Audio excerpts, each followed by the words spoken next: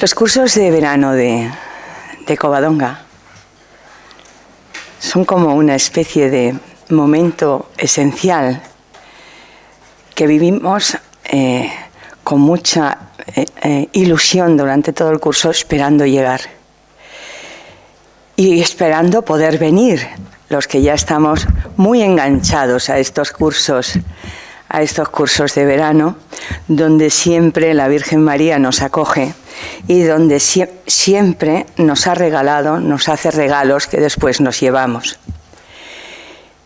Llegado ya a los últimos momentos del curso, nos empieza a entrar esa morriña, pero también las ganas de querer tener y de querer grabar más las cosas y también de querer acercarnos más unos a otros.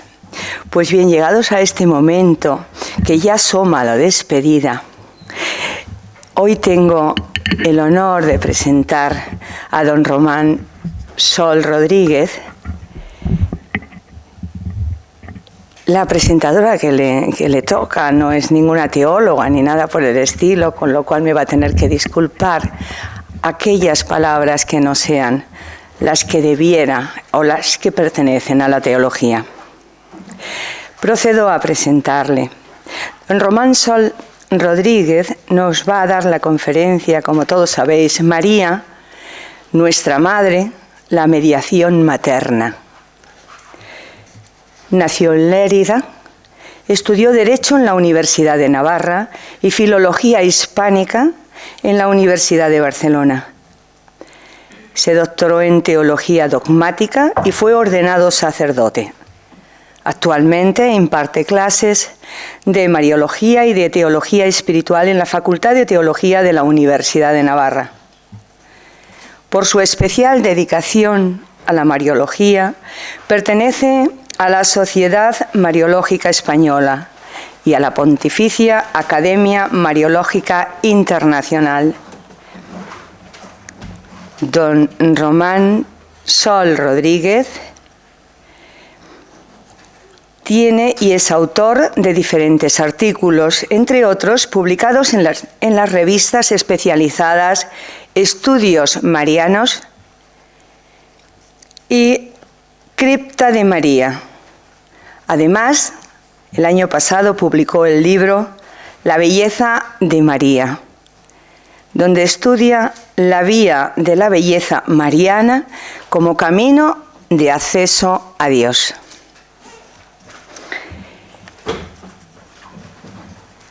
Pues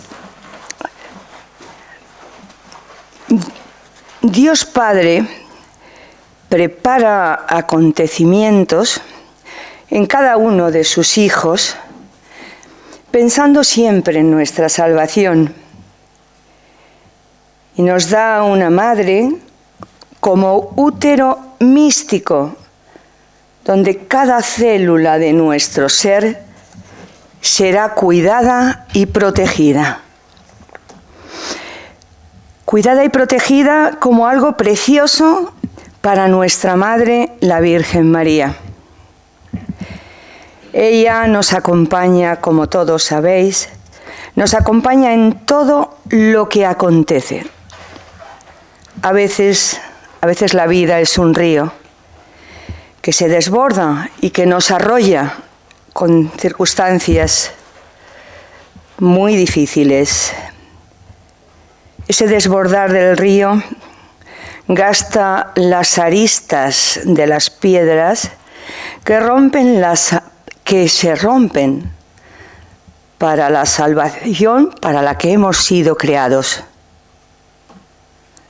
Ahí está la Madre, tocando nuestros miedos, nuestras heridas punzantes, nuestras a veces disparatadas vidas. La vida de la Madre nos da la vida, atrapa y fija nuestra mirada hacia su Hijo. Es ella la que rompe el velo de nuestros ciegos ojos para llevarnos de nuestro ser roto a la esperanza salvífica de Cristo. Ahí la descubrimos viva. Cuando ella cruza su mirada con el Hijo, y ahí surge nuestro existir para Dios. Ahí estamos y nos dejamos y nos guiamos y somos creados para alabar, bendecir y dar gloria a Dios, como bien dice el principio y fundamento de San Ignacio.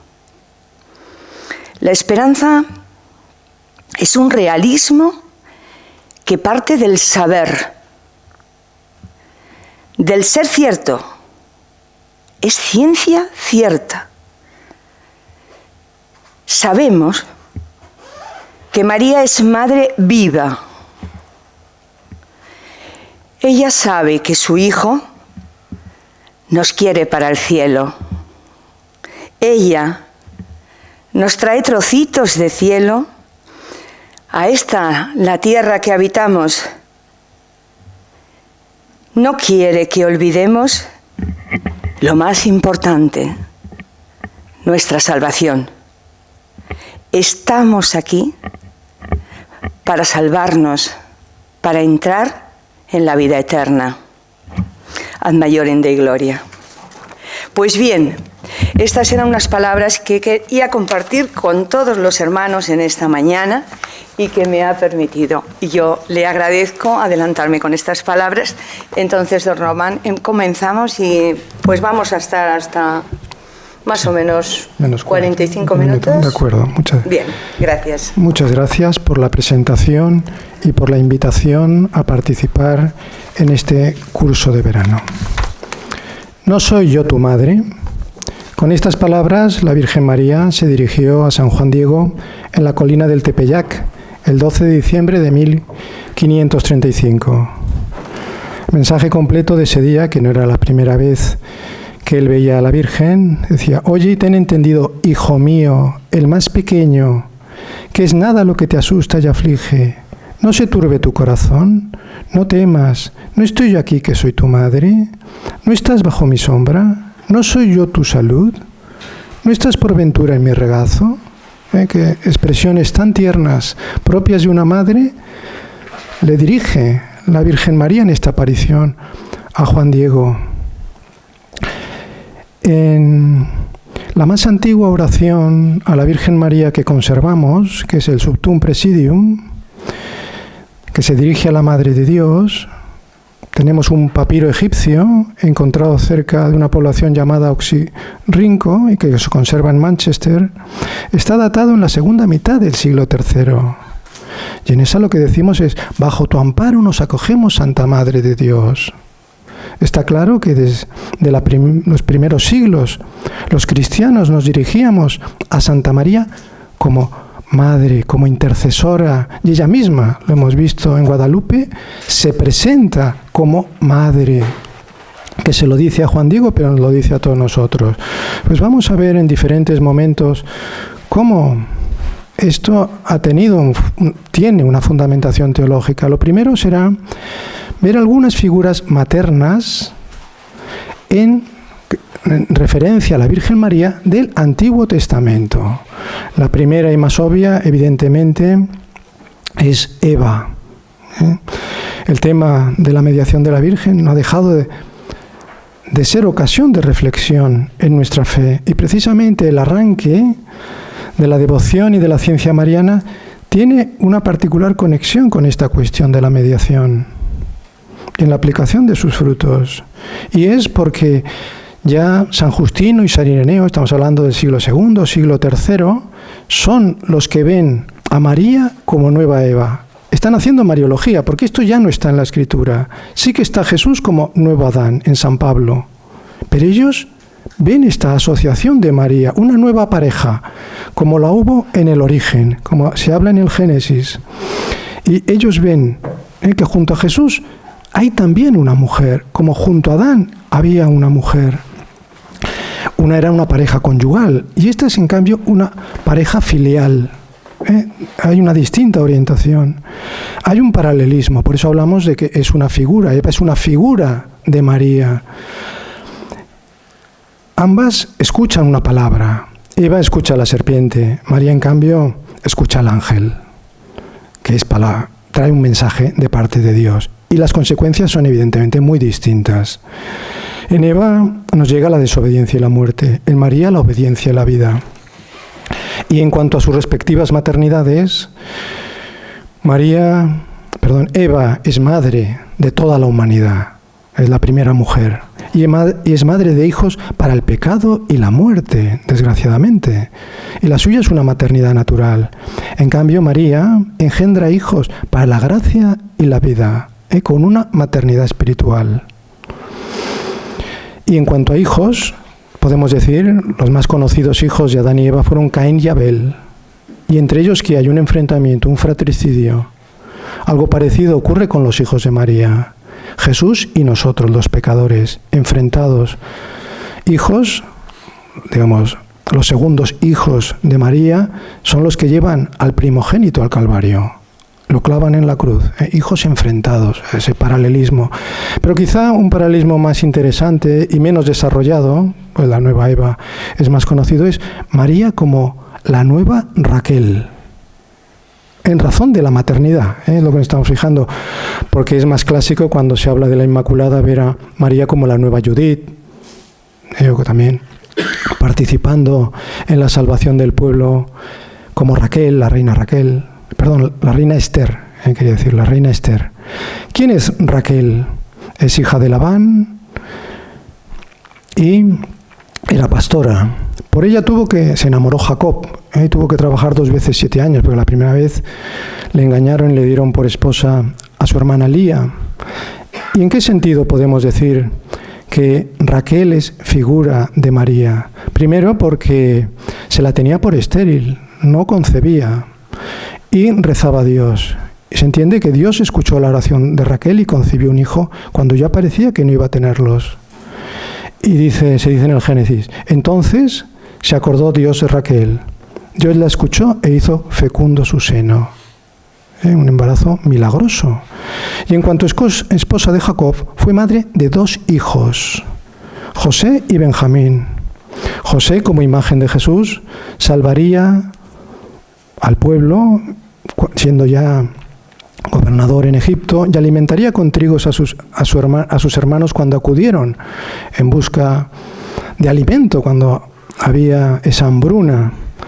Y pese a haber sido traicionado por ellos, como figura de Jesús, es figura de Jesús, y el verdadero pan que nos proporciona va a ser el de Jesús, que será la Eucaristía, ¿no? En Jeremías el profeta habla de Raquel que llora por sus hijos y desempeña una función de madre para todo el pueblo de Israel, entonces cautivo en Babilonia. A Jacob se lo menciona en la Anunciación, o sea, hay una relación también, cuando dice sobre el hijo de María que reinará sobre la casa de Jacob para siempre. Veamos Jesús, como nuevo José, los parecidos que tiene.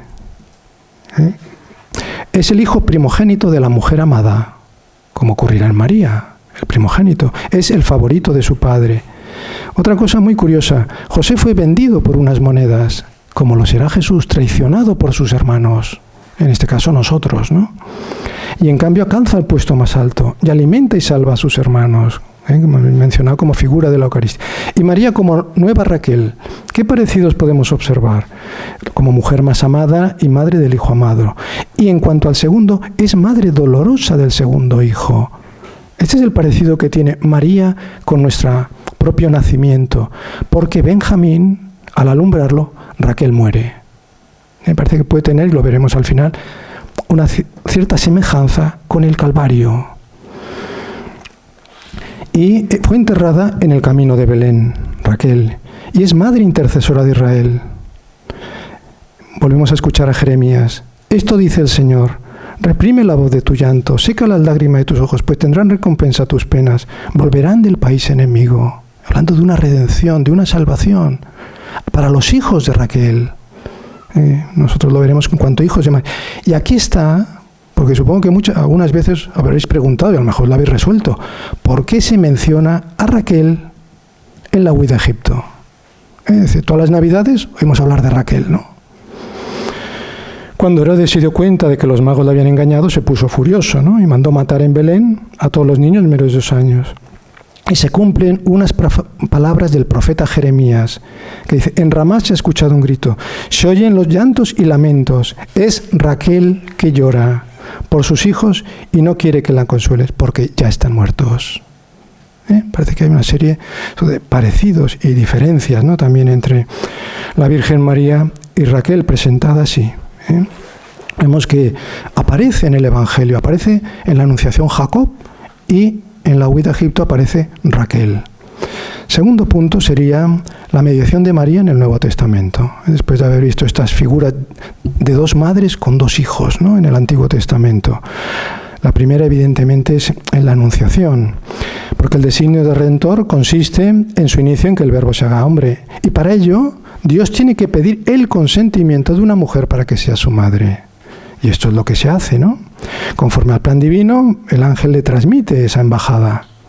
Y María acepta, con el fiat, hágase la voluntad de Dios, ¿no? Cúmplase. Este es el primer instante de la mediación mariana, como lo es también para el Verbo que se encarna. Es perfectamente visible que a un lado está Dios con el mensaje del ángel y al otro los hombres, esa mediación que va, ese camino, ¿no?, desde Dios a los hombres. ¿Quién hay en medio, no? Diríamos Jesús, que se encarna, pero también está María, en la función de estar en medio, propia de un mediador. Y desde este mismo instante, la mediación de María comienza a estar caracterizada por la nota maternal, porque lo que se le pide es que sea madre. María va a ser madre, su mediación es ser madre del Verbo que se encarna. La mediación en Caná también nos es conocida como un nuevo pasaje de mediación, esa posición intermedia entre María, entre Jesús y los novios, diríamos, o la humanidad. Él no tiene vino, y él, cuando Él nos dice a nosotros, haced lo que Él os diga, está ahí, se pone en medio. El tercer texto que encontramos, y que seguro el otro momento fundante de su mediación, es en el Calvario. Allí es Jesús quien dice a María, como madre: ahí tienes a tu hijo. Y ella asume esa maternidad. Lo que le dice a Juan Diego: yo soy tu madre. ¿Por qué? Porque es voluntad de Dios. En ese testamento de la cruz, dice. Y además es curioso porque no dice el Evangelio sea Juan, habla de el discípulo amado. Entonces, discípulo amado, podemos ocupar perfectamente ese lugar, ¿no? Si queremos, claro. Si nos lo proponemos, puede ser allí el discípulo amado. En cierto modo, pues cabe apreciar una progresión en su misión materna, que comienza con la anunciación y la natividad como madre de Jesús, que pasa por parecer madre de los novios en Caná y de los discípulos, porque suscita su fe. Los discípulos creyeron en Jesús por haber hecho ese primer milagro a instancias de la Virgen María. Y finalmente recibe ese encargo expreso de su Hijo en la cruz como madre de los redimidos. Sería el tercer punto, uno de los grandes problemas que hay al hablar de la mediación de María es la cuestión terminológica. Es indiscutible. Cuando hablamos de mediación, y se definiera, ¿no?, un día la mediación de María, habrá que decir exactamente a qué nos referimos.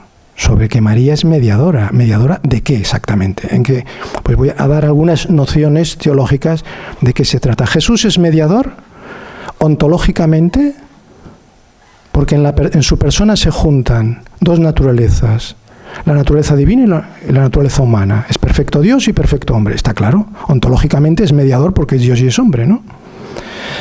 Y después viene lo que es la mediación dinámica en su misión. Ontológica en su ser, dinámica en su misión, ser y misión en Cristo. La misión es redimirnos. En el momento de la encarnación nadie sostiene que estemos redimidos, aunque todos los actos de Cristo son redentores. Pero hay un momento especial, que es en la Pascua. Pasión, muerte y resurrección. La Pascua, regreso al Padre. Ese es el momento culminante. San Juan lo dice de modo expreso cuando habla de la hora. Jesús tiene una hora, y es la hora de nuestra redención. De ahí está también María. Veamos cómo después esto se puede ver en la Virgen María. conceptualmente, en cuanto a la mediación dinámica en la misión, ¿en qué modo María participa en la misión de Cristo? Se puede ver en cuanto a la redención objetiva, que es el mismo hecho de ser redimidos, hacíamos referencia a la cruz y a la resurrección de nuestro Señor, si María allí hace algo.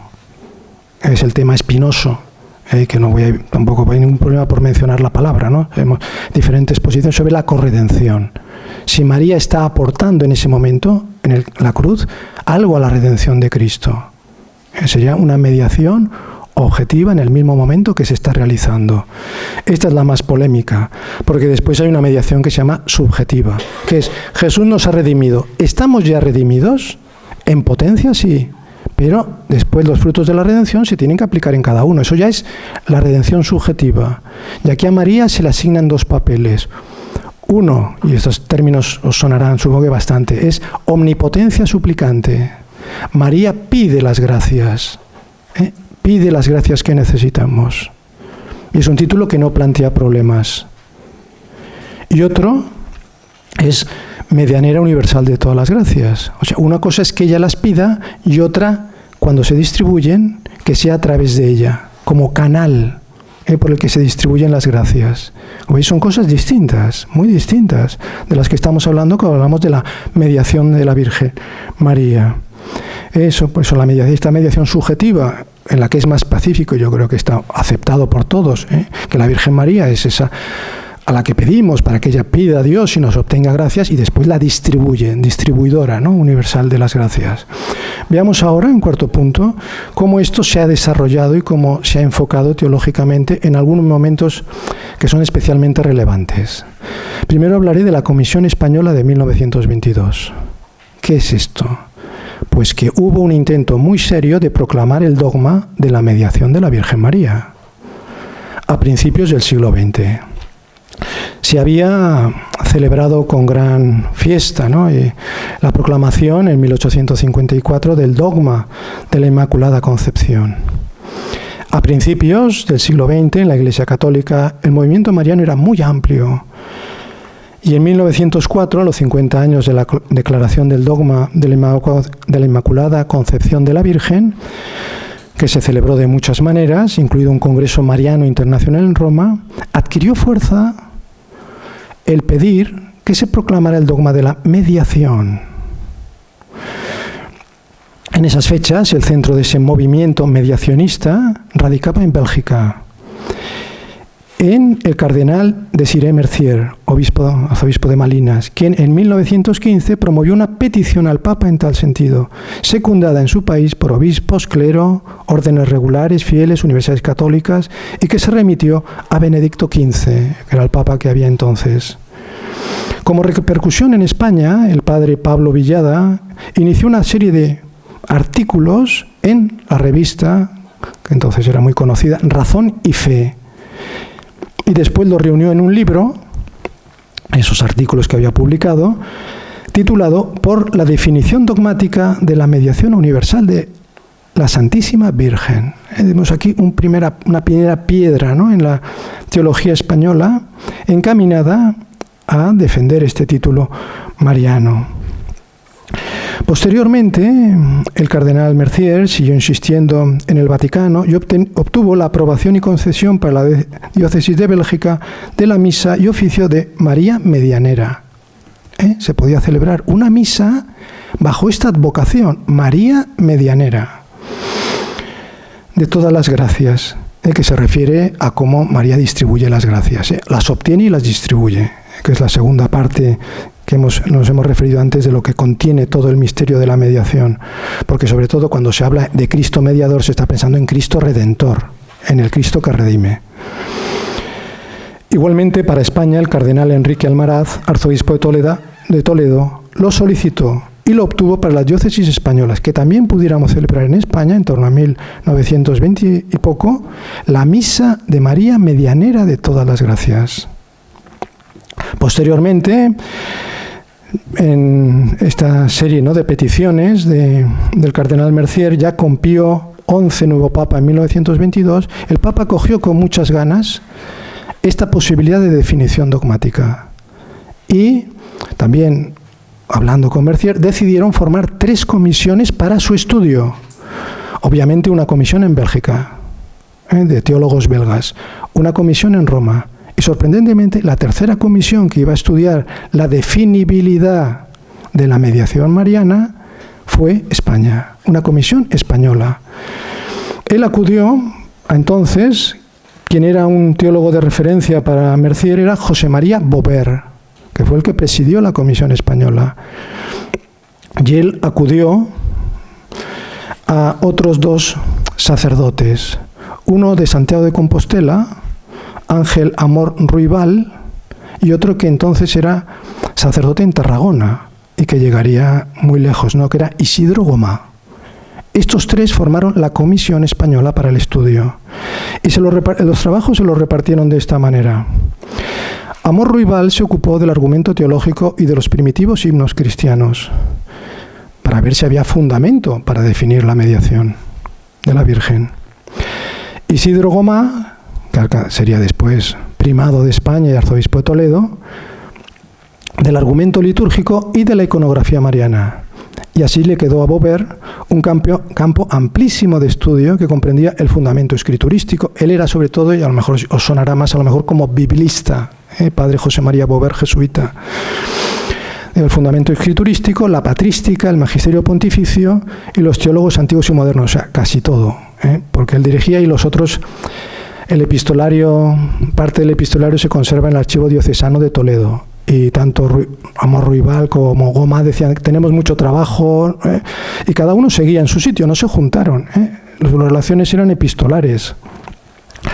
Lo que cada uno de estos escribió, conocemos parte. De Amor Ruibal porque se publicó en la revista Compostelanum de Santiago de Compostela, una revista teológica, y entonces allí, ya él había fallecido, alguien que heredó su archivo fue publicando lo que había preparado para esta comisión. Y de Isidro Gomá, él ya estando en Toledo, preparó sus obras marianas completas en 2 volúmenes. Y en el segundo es donde está la parte referida al argumento litúrgico y a la iconografía mariana que él trabajó. En cuanto a Bover, él lo que hizo después, ¿no?, del año 20, sabemos que estas comisiones entregaron sus trabajos, pero aquello no se sabe más, estará en el Archivo Vaticano, ¿no?, lo que se hizo y lo que se resolvió, pero no avanzó, ahí terminó esto.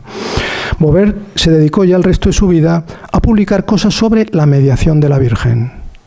Hay diferentes obras, algunas muy teológicas, hay una que es fundamental, y otras que son más devocionales.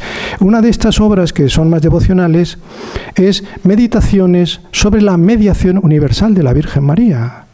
E incluso al final, aparte de incluir algunas de las meditaciones sobre estos temas, incluye unas singulares letanías, se inventó unas letanías para rezar a María Mediadora. Una de ellas son Orphanorum Subseptio, Salus Secura Fidelium, Cadentium Sustentatio, Lapsorum Sublevatio, Asylum Delinquentium, Portus Naufragantium, bueno, cosas preciosas, ¿no?, muy singulares por otra parte. Y con el empleo expreso del título de mediador aparecen Mediatrix nos filio reconcilians, Mediatrix peccatorum vere bona, Mediatrix ponova perpetuo intercedens, Mediatrix inter Christum et Ecclesiam constituta. Bueno, una cosa impresionante lo que hizo, ¿no? Y como obra final, la que quiero mencionar del padre Bover, es un libro que es su obra capital sobre esta materia, publicado en 1946 por el CSIC, es María Mediadora Universal o Soteriología Mariana. Soteriología es salvación. Es un libro, es un manual impresionante, donde aborda teológicamente en profundidad las razones por las que María es mediadora, ¿no? De este apartado quería terminar porque se conoce la propuesta que hicieron los miembros de la Comisión Mariana Española como definición dogmática. Dentro de sus trabajos que envían a Roma, dicen, bueno, y se podría definir dogmáticamente por el Papa la mediación de la Virgen en estos términos. Dice, esta es su propuesta de dogma, digamos. La Santísima Virgen María, Madre de Dios y Salvador nuestro Jesucristo, por ser Madre de la Gracia y Madre de los hombres, a quienes engendró en Cristo, nos engendra en Cristo, en cuya salvación cooperó con Cristo, por quienes intercede constantemente ante Cristo, es verdadera y propiamente dispensadora de todos los dones divinos y mediadora universal de las gracias. ¿Qué hay en esta fórmula? Intentaré ser sucinto. Lo que se define exactamente es la mediación subjetiva de la Virgen, lo que se dice al final. Es dispensadora y mediadora universal de las gracias. El fundamento que se ha dado, pero que no formaría parte estrictamente de la definición, es que coopera en nuestra redención con Cristo, que sería María en la cruz, junto a la cruz de Cristo. Pero bueno, esto quedó así. Parecía interesante que se conociera, ¿no? Que esto se ha trabajado mucho. Punto quinto, llegamos al Vaticano II. ¿Qué ocurre? En la convocatoria hay diferentes peticiones de obispos y de congregaciones de que se defina el dogma de la mediación de la Virgen María. Aunque esto no tiene mucho eco, no alcanza a ser atendido porque hay una visión distinta en gran parte del colegio conciliar. Por eso quiero leer lo que Ratzinger, que estaba como asesor del cardenal Frings, que era cardenal de Colonia, le presentó como una nota. En los trabajos preparatorios del concilio, en Roma, se había escrito un texto mariano, pero que después no convenció cuando los obispos llegaron allí y dijeron, no, esto no lo vamos a aprobar así. Y sabéis que se incluyó un capítulo sobre la Virgen, pero en la Constitución dogmática sobre la Iglesia Lumen Gentium. Allí es donde aparece la Virgen. Pero se había preparado un documento especial. La nota que le proporcionó Ratzinger a Frings para que la utilizase, dice, creo que en aras de la finalidad del concilio debería renunciarse a ese esquema. El esquema separado con un tratado bastante completo de Mariología, que se conoce porque es un borrador que se entregó a los padres conciliares. Si se quiere que ya el concilio mismo y en su efecto conjunto sea una sutil incitación a los hermanos separados para que busquen la unidad, es necesario cierto grado de consideración pastoral. A los católicos no se les va a ofrecer ninguna riqueza que no tengan ya. Es decir, bueno, no vamos a escribir para los católicos, que ya tienen suficiente, ¿no?, con lo que hay. Y a los que están fuera, en especial a los ortodoxos, se les colocará un nuevo obstáculo en el camino de regreso, si hay un documento específico sobre la Virgen, a consecuencia de lo que había ocurrido, la contestación que tuvo en el ámbito ecuménico, es decir, iglesias protestantes y ortodoxas, tanto el dogma de la Inmaculada como ahora ya teníamos el dogma de la Asunción de 1950. Con la aprobación de tal esquema, el concilio pondría en peligro toda su eficacia. Estos son los términos de Ratzinger en ese año, ¿no?, en 1961, 62 ya sería. Propongo, pues, que se renuncie por completo a un caput doctrinal. Y este sacrificio deben asumirlo los romanos sin más. Y también los obispos españoles que eran partidarios del documento que se había preparado en Roma. Nos están pidiendo que nos sacrifiquemos, ¿no? Y se añade al final de la eclesiología una sencilla oración a la Madre de Dios. Esto es lo que quería Ratzinger que se hiciera en ese momento. Y le propuso a Frings que lo trasladó a los demás. Solo, si hablando de la Iglesia, una referencia a la Virgen María, que a fin de cuentas, aunque mucho más desarrollada, es lo que ocurre en la Constitución dogmática, ¿no? Y además dice, porque hace referencia, y por eso lo cito, porque hace referencia a la mediación, dice, prescindiendo de toda expresión que no haya sido objeto de definición dogmática, como mediatrix y otras parecidas, fuera cualquier posibilidad de referirnos a la mediación de la Virgen en el concilio. Y este era el grupo que después dominaba, ¿no?, a la hora de redactar los documentos e influir en otros. Era lo que se llamó, referido al tema mariano, el eclesiotipismo, una corriente moderna, nueva, frente al cristotipismo. Los que ven a María junto a Cristo, que es la visión tradicional, o los que prefieren ahora ver a María junto a la Iglesia. Decía también en otro momento Ratzinger en un libro que tiene con von Balthasar, María Iglesia Naciente, en el concilio, cuando el movimiento, que era lo que entonces parecía moderno, ¿no?, litúrgico, cristológico y ecuménico, se enfrentaban al mariano y ambos amenazaban en convertirse en alternativas irreconciliables, el cardenal Frings dirigió un llamamiento de súplica a los padres conciliares para encontrar un punto en común. Se resistía a que hubiera esa posición, ¿no?, según la cual debía decidir entonces entre ser moderna, bíblica, litúrgica y ecuménica, o seguir siendo anticuada y mariana. Es tremendo, este modo de expresar, pero Ratzinger lo escribe en un artículo posterior al concilio valorando el momento en que hubo esa toma de posición enfrentada entre cristotipismo y eclesiotipismo. Precisamente, al final se decidió que sobre la Virgen María solo se hablase en la Constitución Dogmática sobre la Iglesia, pero para su redacción de ese capítulo 8 intervinieron 2 redactores, uno de cada corriente, Gerard Phillips, eclesiotípico, y Carlo Balic, cristotípico, digamos. Incluso, y los 2 grandes temas de si se incluían o no en esa parte sobre la Virgen fueron si se dice que María es madre de la Iglesia y si se dice que es mediadora. Que fuera madre de la Iglesia no entró, y uno a lo mejor se pregunta, bueno, pero eso parece que es lo que querrían los eclesiotípicos, que fueron un poco los que decidieron cómo iban a ser las cosas. En absoluto. Decir que María es madre de la Iglesia no les gustaba nada a los eclesiotípicos. Decían, porque entiende, María es imagen de la Iglesia, sí, es tipo de la Iglesia, pero es hija de la Iglesia. María está dentro. En cambio, decir que María es madre es otra vez hablar de los privilegios de María, como ponerla por encima de todo. ¿Se entiende? ¿No? Imagino que...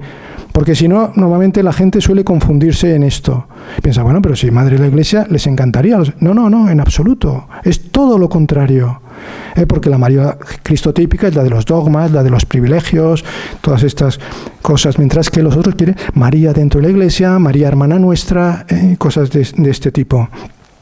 Finalmente, en el texto aparecieron muchas referencias a la asociación de María, y el propio término mediadora aparece junto al de abogada, auxilio y cooperación, ¿no? Dice la asociación o cooperación. Lo que pasa es que es un término, ese capítulo 8 de la Lumen Gentium no es muy preciso teológicamente, porque utiliza diferentes palabras con variedad de sentidos, ¿no? Lo que es incuestionable es que María está asociada y coopera en la redención, y estamos hablando de la redención objetiva, del momento en que Jesús nos redime, no el posterior, que ahora sigue realizando en el cielo, de obtenernos y distribuir gracias. Y por eso se dice de María, se consagró totalmente, cual esclava del Señor, a la persona y a la obra de su Hijo, sirviendo al misterio de la redención. O sea, está participando. Otro punto, María cooperó a que naciesen los fieles, miembros místicos de Cristo. En otro punto, por ella y cooperando ella, se inaugura la nueva economía. En otro lugar, por María nos vino la vida, como por Eva incurrimos en la muerte. La relación de estas 2 figuras y estas 2 maternidades. María, más importante aún, se asoció al sacrificio redentor de Cristo. Y esto no se puede decir de nadie más. Los apóstoles no se asociaron, nunca se ha dicho que se asociasen, además estaban ausentes, ¿no? Salvo Juan. Pero nunca se ha dicho ni que Juan ni la madre se asociasen al sacrificio. Estaban ahí observándolo, siendo redimidos en ese momento, porque hay una particularidad. La Virgen María al pie de la cruz está redimida, aunque su redención también viene de ese momento. Pero ella es inmaculada, ella no tiene pecado. Es una cuestión interesante también de estudio, ¿no? Se sigue diciendo en este texto mariano del concilio, su influjo fomenta la unión de los fieles con Cristo, cooperó en la restauración de la vida de las almas. Pues es lo mismo, su influjo maternal, ya se habla como madre, en el orden de la gracia dura sin cesar. Suponiendo que empezó entonces, influjo maternal en las almas, se empieza en estos relatos evangélicos. Nos alcanza los dones de la gracia y la Iglesia la invoca como abogada, auxiliadora, socorro y mediadora. Pues ya se ve, ¿no? Está aquí, está incluida. Bueno, estamos llegando ya al final. Tengo unos textos que hacen especial referencia a la mediación materna de María, que sería el punto 6 que está en la Redemptoris Mater. Allí hay un apartado que es la mediación materna. San Juan Pablo II es el que desarrolla todas estas semillas, ¿no? Que están como sembradas en el texto conciliar, y habla muy claramente de esto, porque la tesis fundamental del Papa es el carácter único de la mediación de María. Porque nosotros cuando rezamos por alguien también le podemos obtener gracias, y a veces acudimos a otros intercesores, a algún santo que tenemos devoción, y pedimos. ¿Y qué es una mediación única? Porque es una mediación materna. El Papa subraya y desarrolla sobre todo esto. La mediación de María es en cuanto madre, y no hay nadie más en ese estatus, ¿no? Esa condición que ella tiene.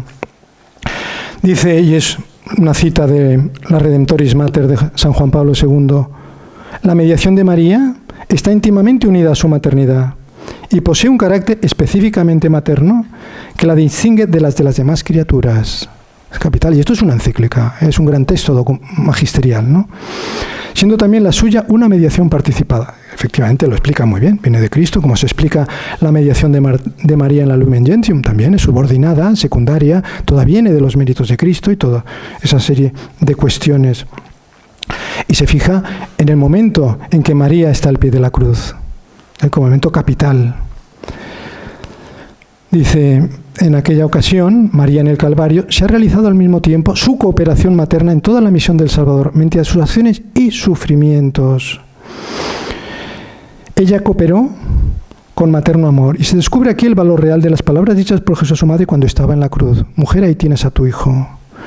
Son palabras, dice el Papa Juan Pablo II, que determinan el lugar de María en la vida de los discípulos de Cristo y expresan su nueva maternidad como Madre del Redentor, que es la maternidad espiritual nacida de del profundo misterio pascual del Redentor del mundo.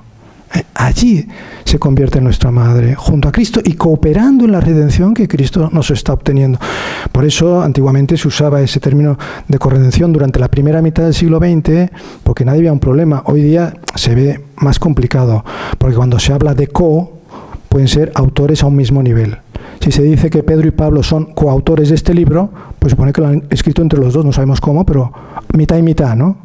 Por eso para algunos lo de corredentora, que se usó tranquilamente, incluso Pío XII tiene algún discurso hablando de María como corredentora, hoy se está evitando, sobre todo porque además nosotros podemos explicarlo y pacíficamente, pero fuera de aquí parece que a ella molesta mucho, ¿no? A mucha gente, en el ecumenismo, en esa voluntad ecuménica de la que hemos caracterizado de modo sobresaliente a Ratzinger.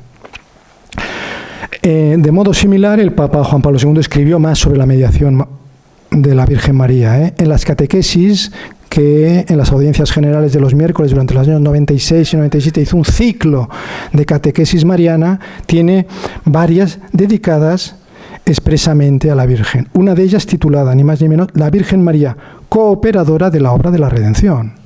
Estamos ahí, bueno. Y ya, estamos ya sobre la hora que nos habíamos propuesto. Llego a la conclusión, cómo podríamos reunir todos estos diferentes elementos, ¿no?, que hemos ido viendo aquí. Después de esta exposición, corresponde ahora concluir sobre el sentido de la mediación de la Virgen. En concreto, responder exactamente cuál es exactamente su mediación. ¿A qué decimos cuando la Virgen es mediadora, ¿no? Que plantea como la cuestión así como más difícil de ponernos de acuerdo. La mediación de María está en relación con la redención de Jesucristo, está en su participación en ella. Con la redención obtenida con sacrificio en la cruz, Jesús, venciendo al pecado, ha restablecido en nosotros la condición de hijos de Dios y nos ha dado algo más, que es la filiación materna. Se descubre en ese momento. Hasta ese momento los discípulos no habían pensado que la Virgen, la Madre de Jesús, hubiera de tener algún papel en lo que iba a ser la vida cristiana futura, ¿no? Puesto que hemos de ser hijos como el Hijo, hijos en el Hijo, y Él tiene un Padre y una Madre, por tanto nosotros somos hijos de Dios Padre, como Jesús, e hijos de María, como Jesús. Y veamos cómo esto se da en dos momentos señalados. Primero en la Anunciación, o sea, tiene una base clara, ¿no?, en la Escritura, todo esto, y eran las primeras alusiones que hacíamos. Con su fiat, su aceptación al mensaje transmitido por el ángel, María se convierte en la Madre de Dios, su primera y principal maternidad. Esta es su primera mediación en nuestra redención, hacer posible la encarnación del Verbo en su seno. Pues desde ese instante, el Redentor está entre nosotros, y ella es su Madre. Tenemos mediación materna en la Anunciación. Segundo momento, en el Calvario. De nuevo se le invita a ser madre, en este caso del discípulo amado, figura de todos los redimidos. Ella, con su dolor, con su unión a los sufrimientos de su Hijo, con su participación en su oblación como madre suya, alcanza de este modo una segunda maternidad. Y esta es, como se dice en La mujer del Apocalipsis, un texto que crea dificultades interpretativas cuando se habla de la figura, la señal que se ve en los cielos, una mujer, pero después se dice, y estando encinta gritaba con los dolores del parto y las ansias de dar a luz. Aquí al pie de la cruz nos alumbra a nosotros, con dolor. a los hijos de Dios en la Iglesia. Somos su segundo hijo, como ocurría en la figura de Raquel, el segundo hijo que le cuesta la vida a ella, ¿no? Y que está enfrentado como en Abel y Caín. Esta nueva participación en la misión de su hijo, otra vez una mediación materna, supone adquirir una nueva maternidad. Así pues, hay una primera mediación materna que la convierte en Madre de Dios y otra segunda que la hace Madre de los hombres. Y en el camino de nuestra santificación, que es identificación con Cristo, Él nos enseña a ser hijos de Dios e hijos de María. Por todo ello, comprendemos bien que al dirigirse a San Juan Diego en el Tepeyac, le dijera: ¿acaso no soy yo tu madre? Muchas gracias.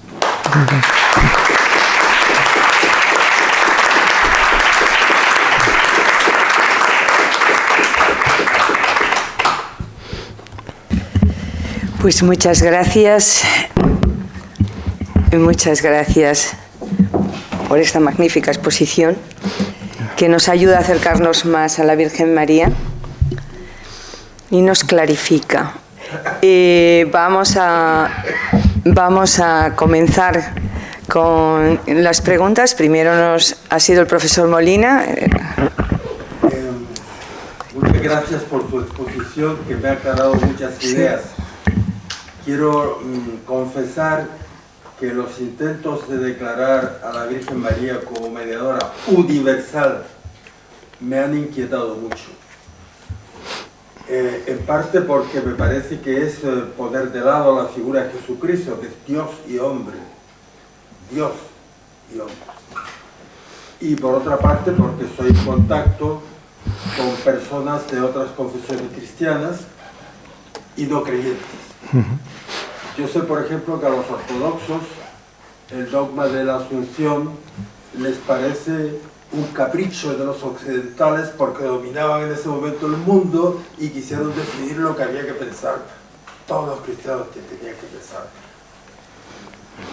Ellos argumentan a partir de la escritura y de la tradición, no argumentan a partir de fantasías. Entonces, a mí me parece que haber definido este dogma habría sido muy peligroso, a mi juicio.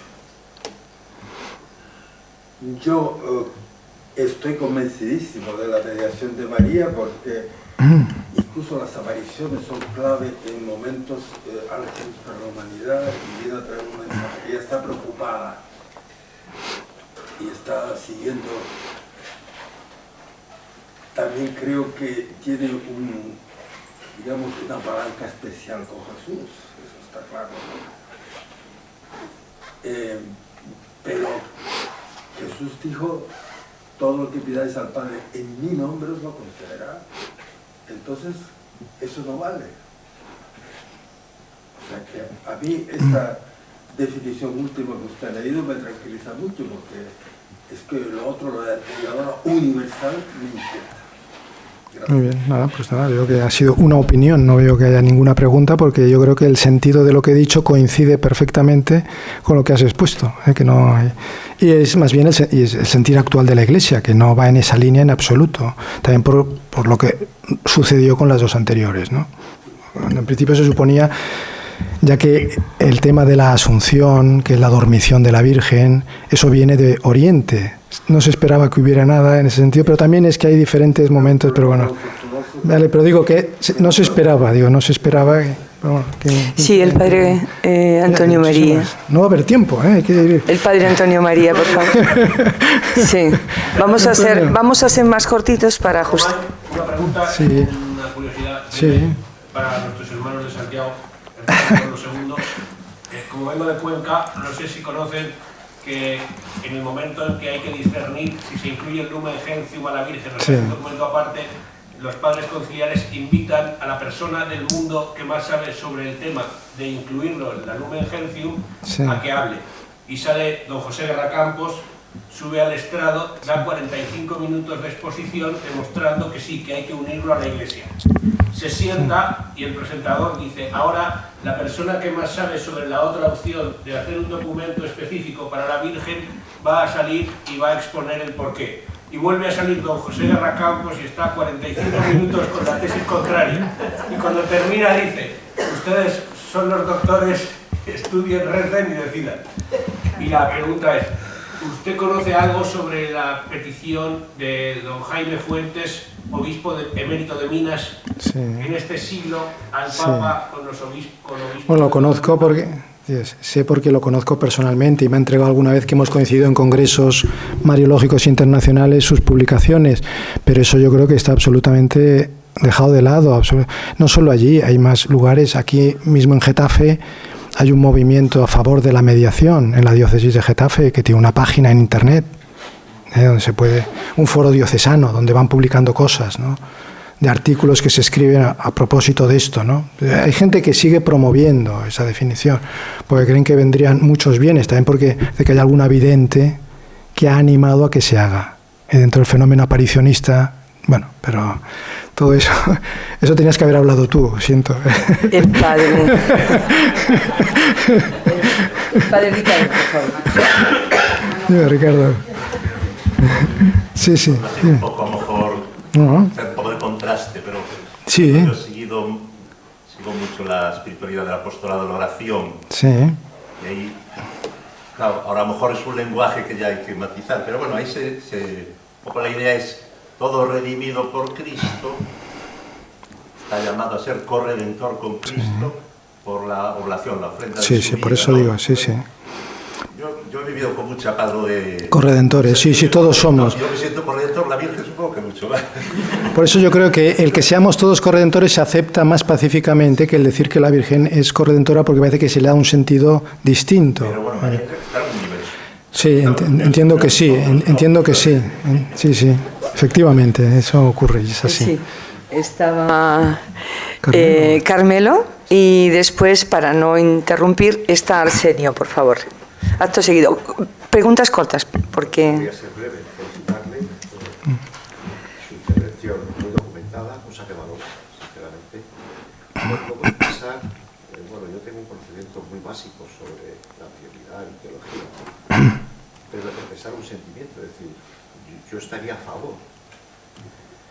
Y si fuera un alto cargo eclesiástico, que no lo soy, completamente así lo defendería, sobre la mediación universal de la Virgen María por muchas veces. Esa es mi opinión. Sí. Desde el punto de vista personal. Sí, yo creo que esa es la opinión mayoritaria. Ahora, un paso mayor de clarificar mucho ya se ve. El documento de la Lumen Gentium habla mucho de asociación y cooperación, pero en términos de cierta ambigüedad, a propósito, porque no se quería que esa parte en ese momento fuera algo que se puede entender como una definición. Y había muchos que no querían ni la palabra mencionada, y entró, mediadora. La nota que le dio a Franz Ratzinger decía, y que no se os ocurra decir que María es mediadora. No se ocurra, pero claro, como el texto se hizo entre las dos partes, porque cuando hubo la votación, quedaron con 40 votos de diferencia. No sé, serían 1040 contra 1080. Entonces había, esto está empatado. No se puede imponer toda una visión, pero después la aprobación fue con más de 2000 votos a favor y insignificantes en contra, ¿no? O sea, que se consiguió un texto en que todo el mundo pues se vio reflejado, ¿no? O sea, que eso tiene mucho mérito. Arsenio, por favor. Hombre, Ponencia, teología pura. hemos hablado en el desayuno. Desayuno. Okay.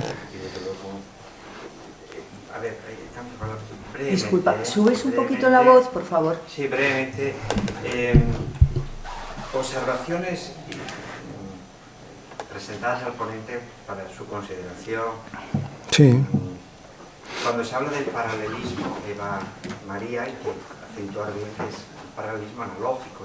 Sí, incluso antitético. Se usa la palabra antitético, que es de oposición. Entiendo yo porque estamos, y cuando hablamos de Raquel... También lo mismo con todas. María además no solamente es criatura, sino que además es criatura perfecta. Sí, absolutamente, sí. Madre de Dios. Sí, nada. O sea que estamos ante un salto colectivo abismal. Este salto, entiendo yo, Sí, por supuesto. Sí, no, pues habla de figuras y como ya explicó ayer Carmen Álvarez, la analogía Sí. es elementos parecidos. Pues no No, estoy no. corrigiendo de modo alguno. No, pero si hace falta una clarificar. consideración y luego sí se me ha afirmado correcto, ¿no? Acentuando la novedad. Sí, sí, por supuesto. De alguna manera resalta, realza la novedad de Cristo. Somos cristianos, no solo judíos. No, no. Es un salto muy importante. Luego otra cosa también que habría que, entiendo yo, destacar es, así como hablamos del misterio de Cristo, el misterio de Ujú. el misterio de María. A veces esta palabra no se Sí. queda, el misterio de María. Y la figura de María, si Cristo ya, la figura de Cristo es escándalo y locura, decía Pablo, la de María ya entramos en unos niveles muy fuertes, ¿no? De alguna manera también María realza incluso el escándalo de Cristo, ¿no? Sí, sí, indudablemente. Pues ya esa observación. No, no, muy bien. Yo creo que nada, gracias a ti coincidimos, yo creo, cuál es la intención de todo esto, ¿no? Es decir, siempre hay dices, detalles, como queráis. Muchas gracias. Sí. Pues entiendo que hemos terminado. No hay ninguna cuestión más, ninguna aportación, ninguna pregunta.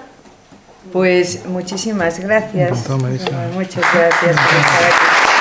Muy bien.